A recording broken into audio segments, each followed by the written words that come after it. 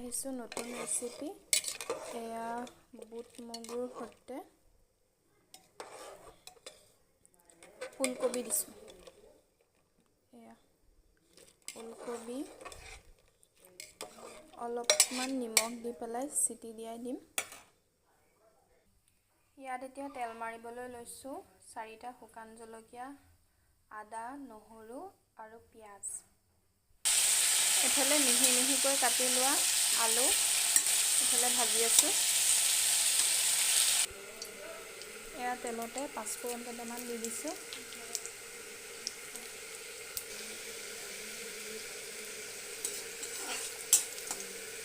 এয়া শুকান জলকীয়া, আদা, নহৰু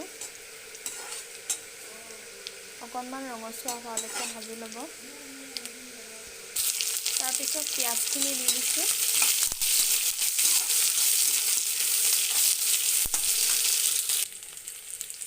হালধি 1 চামুচ, জলকীয়া গুড়া 1 চামুচ দিব। এয়া উতলি আছে।